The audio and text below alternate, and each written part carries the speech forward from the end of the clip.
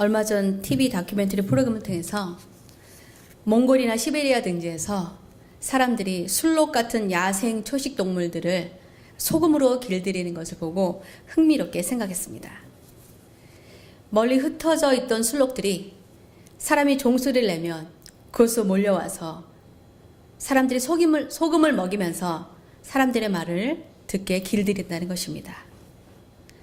풀에서 염분을 충분히 섭취하기 어려운 초식 동물들은 생존을 위해서 소금이 꼭 필요하기 때문에 그 소금을 주는 곳으로 모인다고 합니다.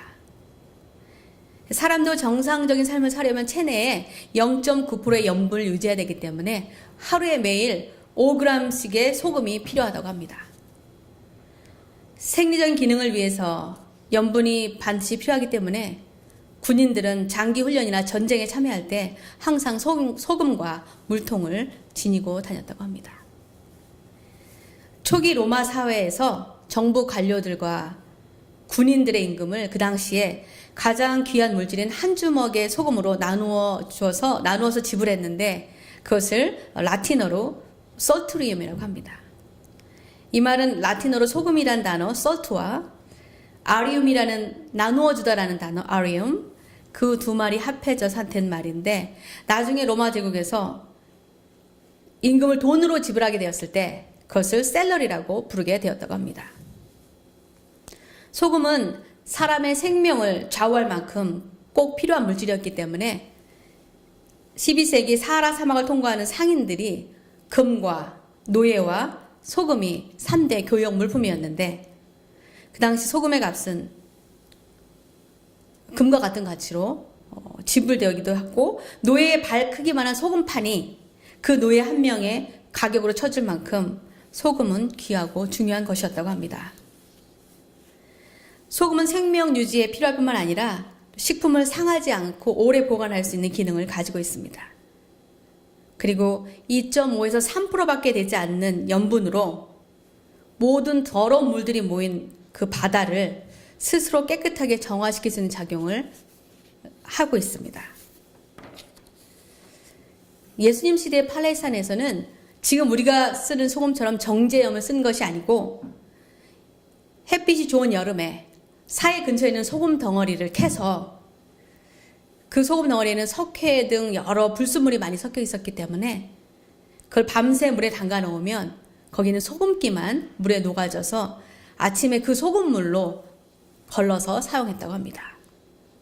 이 소금기가 다 빠진 그 소금 덩어리는 아무 쓸모없게 되었기 때문에 겨울에 길에다 던져져서 사람들이 다닐 때 미끄러지지 않게 하는 용도로 사용했다고 합니다. 그래서 예수님은 13절에서 이렇게 말씀하셨습니다. 너희는 세상의 소금이니 소금이 만일 그 맛을 잃으면 무엇으로 짜게 하리요? 후에는 아무 쓸데없어 다만 밖에 버려져 사람에게 밟힐 뿐이라 라고 그렇게 말씀하신 것입니다. 그럼 예수님께서 그를 따르는 자들에게 너희는 땅의 소금이라고 말씀하신 이유는 무엇일까요?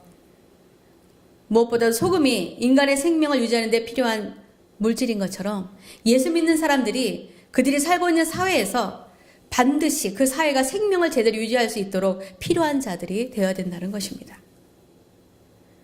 두 번째로는 그 넓은 바다가 3%만의 염분으로도 다시 스스로 깨끗하게 정화될 수 있는 것처럼 그리스도인들이 속한 사회는 그리스도인들이 가지고 있는 거룩함, 정직함, 도덕성으로 인해서 부패하기 쉬운 세상에서 깨끗하고 정결한 사회를 만드는 원동력이 되어야 된다는 것입니다.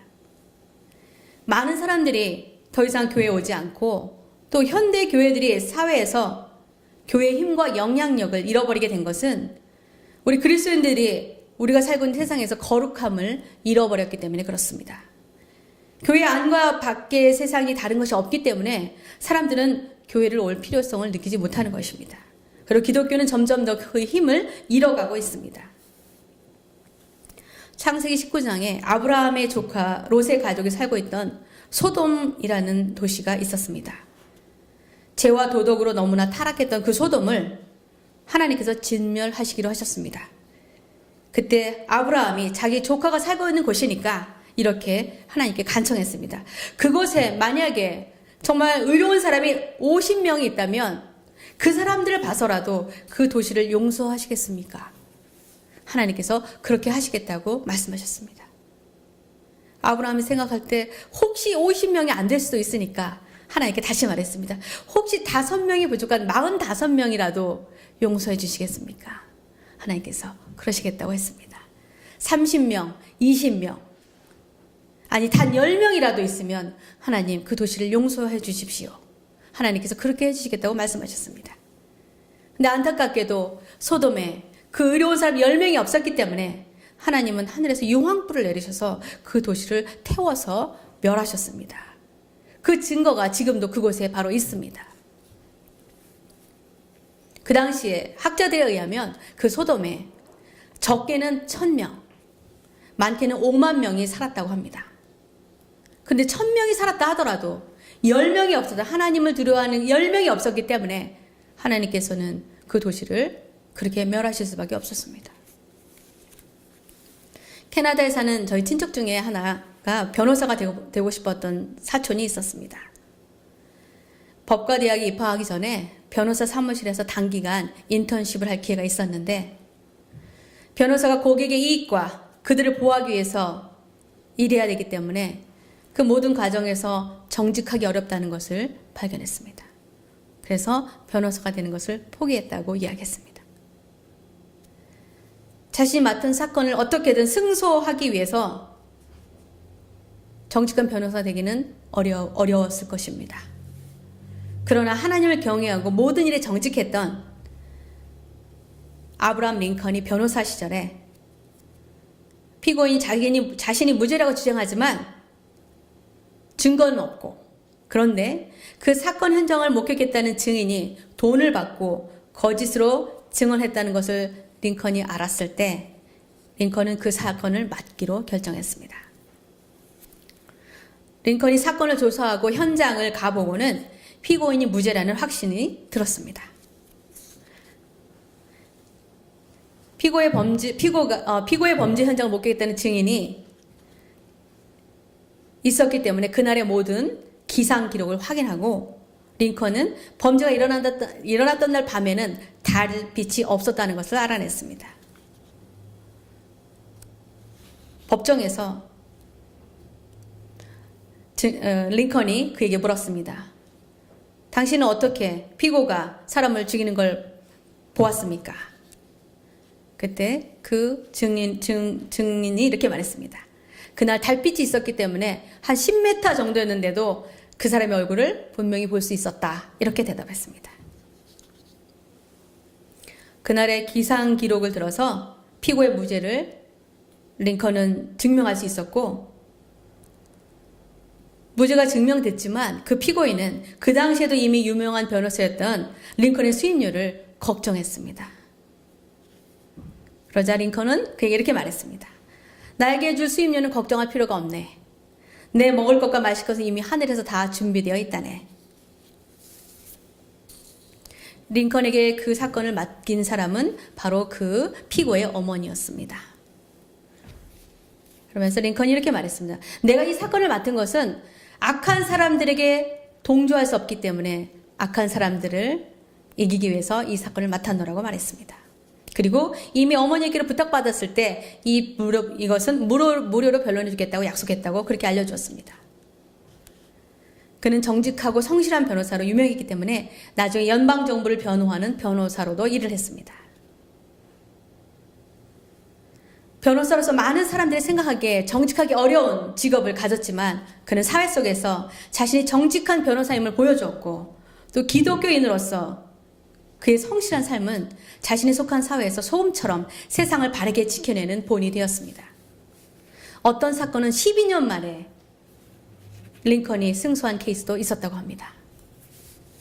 창세기 39장에서 요셉은 자신의 주인인 보디발 장군의 아내의 성적인 유혹을 물리치고 도덕적 정결을 지킨 것 때문에 앙심을 품은 장군의 아내가 요셉이 자신을 유혹했다고 거짓말을 하는 바람에 요셉이 감옥에 갇히게 되었습니다. 요셉은 하나님을 경외하고 하나님을 믿는 신앙 때문에 값비싼 대가를 지불했습니다. 복음을 전파하기 위해서 예수님의 12제자와 예수님을 따르던 사람들은 그들의 삶과 생명을 희생해야 했습니다. 예수님의 12제자들은 다 순교당했습니다. 그들의 헌신과 믿음과 희생의 삶을 통해서 교회는 수세기 동안 세상 속에서 신앙을 지켜올 수 있었습니다.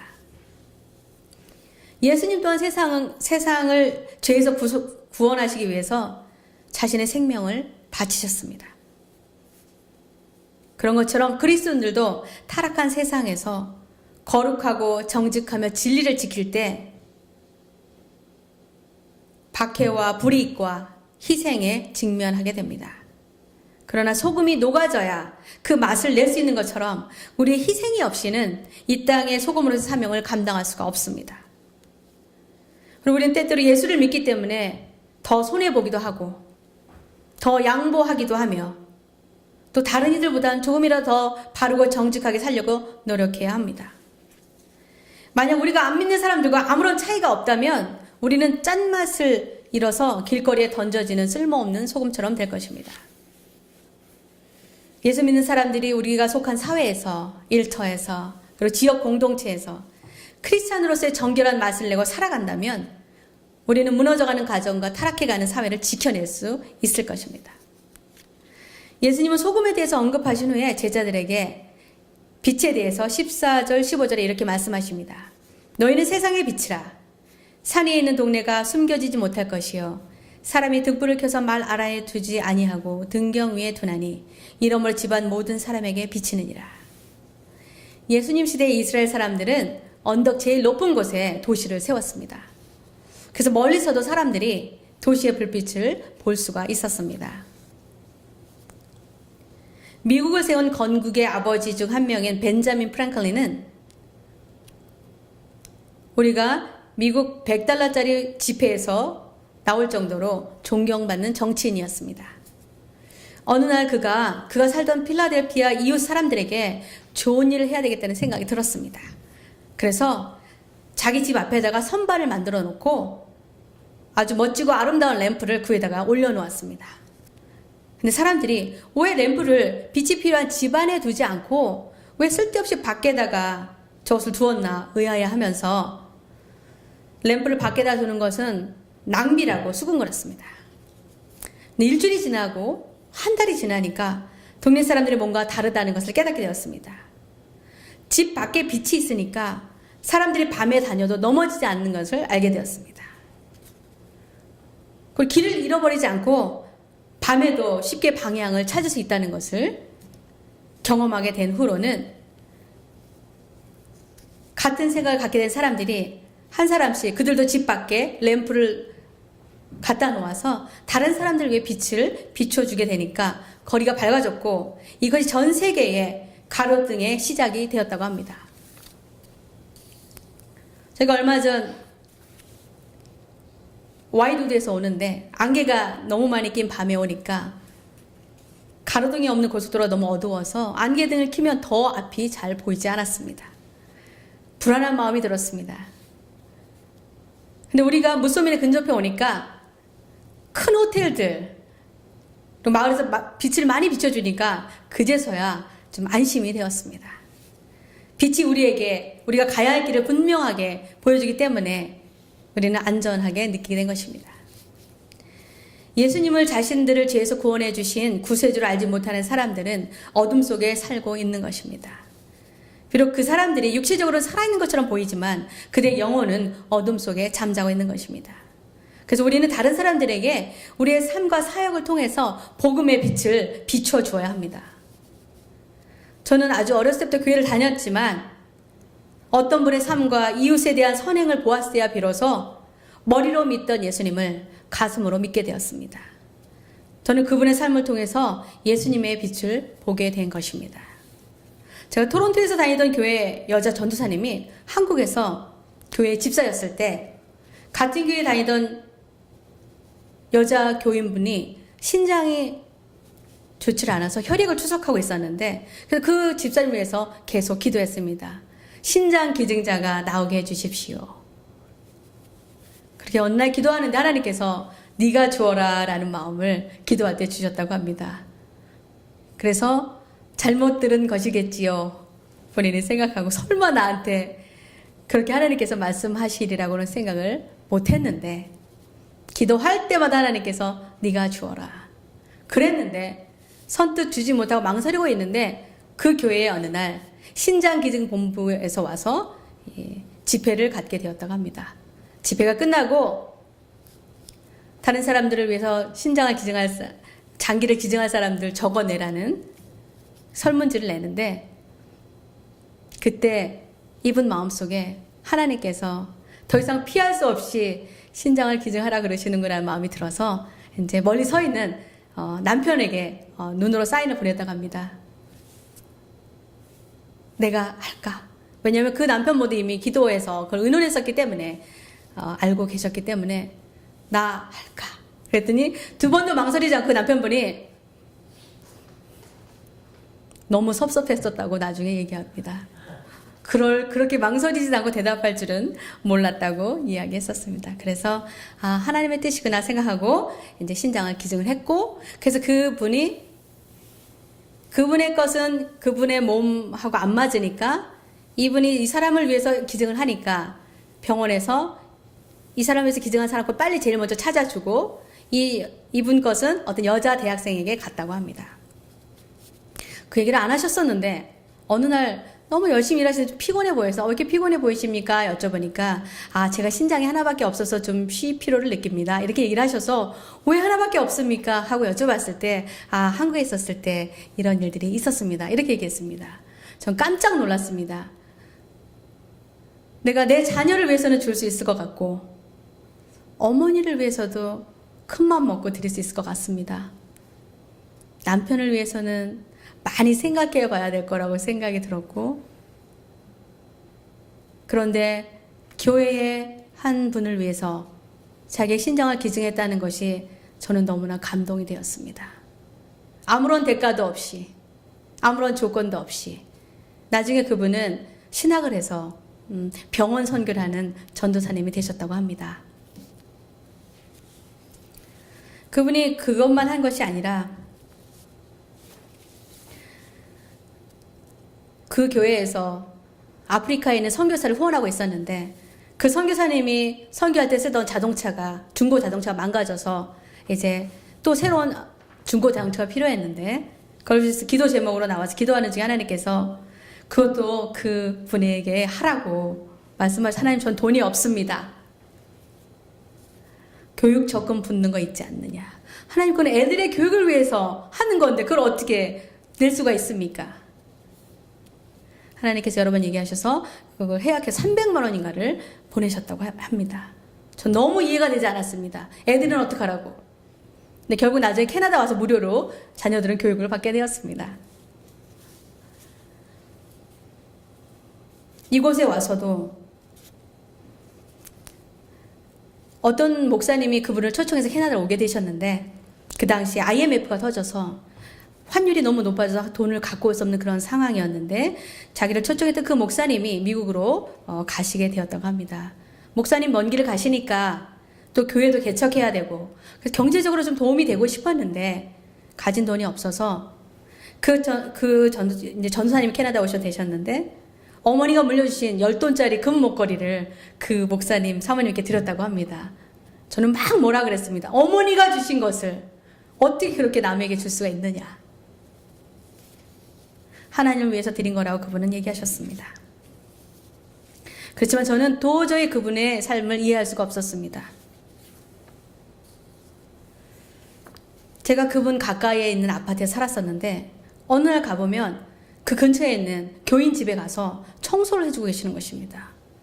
밥도 해놓고. 아니 왜 그런 걸 하십니까? 이 사람이 하루 종일 일을 하니까 집에 와서 음식할 시간도 없고 청소를 할 시간도 없고 그래서 나는 시간이 좀 있으니까 미리 해놓는 것이라 이렇게 얘기해 주셨습니다. 구역예배를 드리면 가난하고 힘든 사람은 구역예배가 부담이 될 수 있다고 이분도 전혀 부자가 아니었지만 자기가 다 준비해서 미리 가져가서 꼭 그 집에서 미리 준비한 것처럼 해놓고 구역예배를 드리도록 그분이 그렇게 섬기는 모습을 보았습니다. 그분의 헌신적인 삶은 제 마음에 큰 감동을 주었습니다.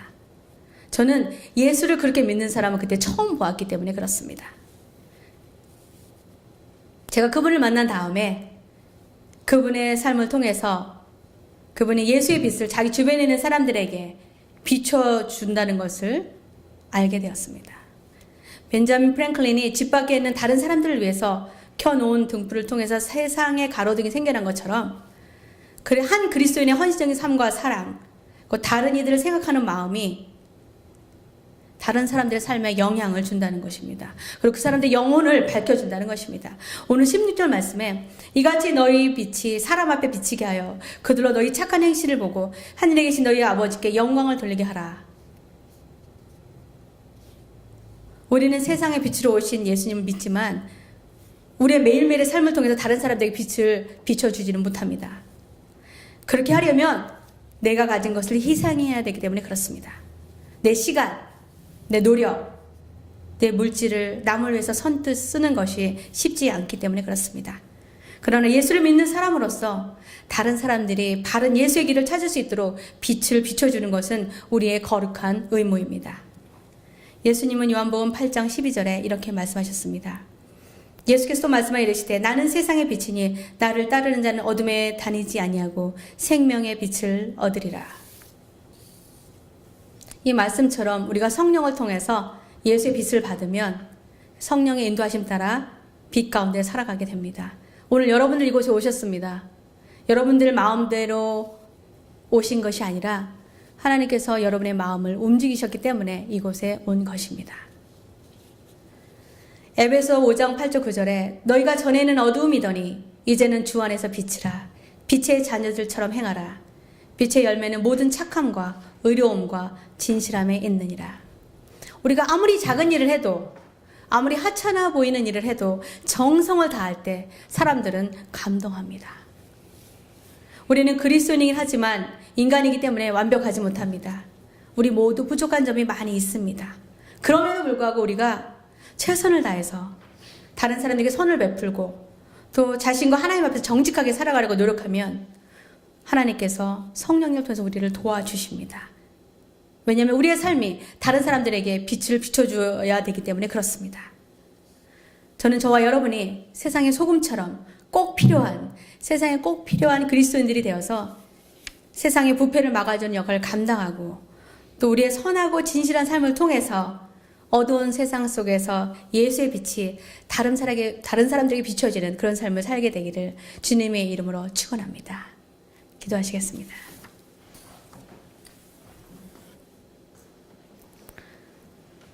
세상의 빛으로 오신 예수 그리스도를 믿는 저희들이 이 세상을 살아가면서 이 세상 속에서 빛과 소금의 역할을 감당하며 살아갈 수 있게 되기를 원합니다. 하나님, 저희들은 부족합니다. 저희들은 연약합니다. 그래서 저희들은 자주 넘어집니다. 자주 실수합니다. 우리의 욕심에 넘어지고 물질에 넘어지며 우리의 이기심에 넘어집니다. 아버지, 그러나 하나님께서 우리를 이 땅에 보내심은 이 땅에 썩어져가는 이 땅에 부패를 막아주며 이 세상에 꼭 필요한 자들이 되어 우리의 삶과 선한 행실을 통해서 하나님의 사랑이 전해지기를 원해서 우리를 보내셨음을 믿습니다. 하나님, 저희들의 삶을 도와주시고 우리의 마음의 문을 열어주셔서 하나님께서 우리를 보내신 이곳에서 최선을 다하며 정성을 다해 살아가게 하여 주시옵소서. 우리의 삶을 통해서 예수의 이름이, 예수의 향기가 그리스도의 편지처럼 전해지기를 소망합니다. 모든 것 감사드리며 예수 그리스도의 이름으로 기도합나이다. 아멘.